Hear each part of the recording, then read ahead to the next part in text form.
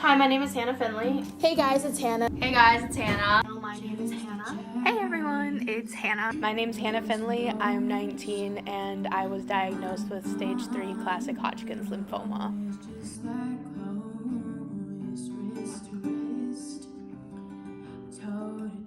So I found out that I had cancer in June after I graduated high school, actually. It was practically the weekend after. So I started chemotherapy in June. I believe it was June 27th, and it lasted 6 months. I finished on November 2nd.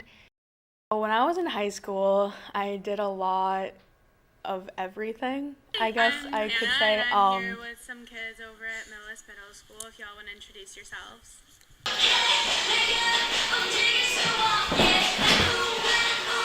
Beauty, some talent, a wonderful being. So tell me, what made you think? Participated in a lot of athletic activities, so I did basketball, softball, rugby, cheer. I basically just tried to stay as active as possible, so that was a little rough going from being athletic and then suddenly having cancer. I used to be able to do lat pull downs with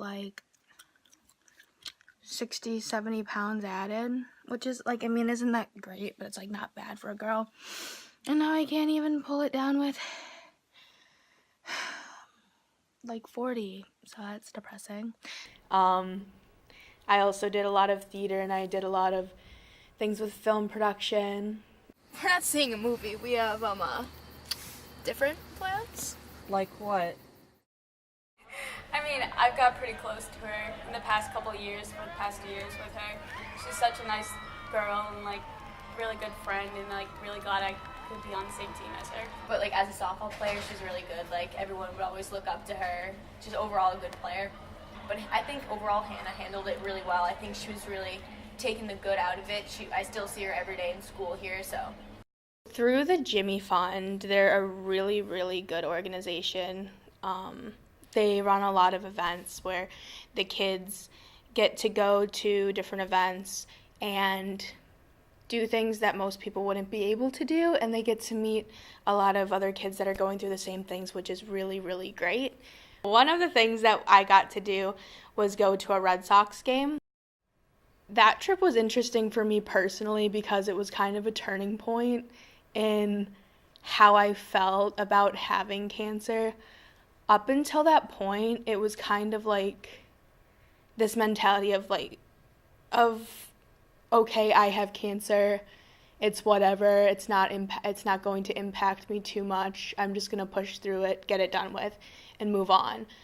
But it almost set me back in a way.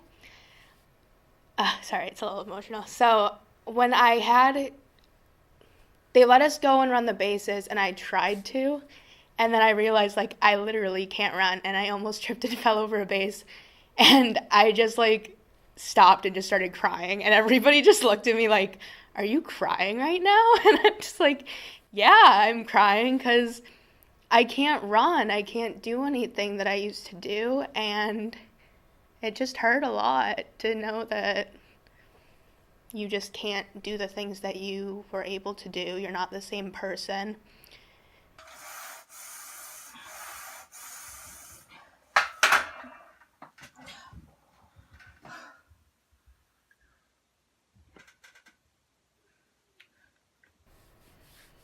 But yeah. Sorry. We were on the run. Smile back at me and your face lit up the sun. Now I'm waiting here for someone. After high school, I was planning on going to either UMass Amherst or Emerson, and it was really interesting because I actually wanted to take a gap year, but I kept saying to myself, no, that's weird, you shouldn't take a gap year, nobody's taking a gap year. So in a way, it's kind of funny because cancer gave me that gap year automatically because I couldn't go to college. So It's really given me an opportunity to explore the different things that I wanted to do anyways. I've gotten into acting for film and things like that recently. Sometimes it feels like no matter how much success I have, it's not going to matter. We don't actually know for certain if this will work. There's no proof that any of these genes actually cause better luck. And I've started to shift my views of going to college for producing film and directing to actually being on the performing side, so that's been really cool. When I was getting chemotherapy on my last day, there was a little boy who wasn't going to be done with chemo until February, but he was sitting there rapping and teaching the nurses how to dab and trying to break dance and doing things like that. I don't know how he did that, because whenever I was there, I was always sitting there looking around just waiting for my time to be done. But you see kids like that, and it just puts everything into perspective that what you have is precious, and it should always be put to the best level that it can be. The edge of was the only one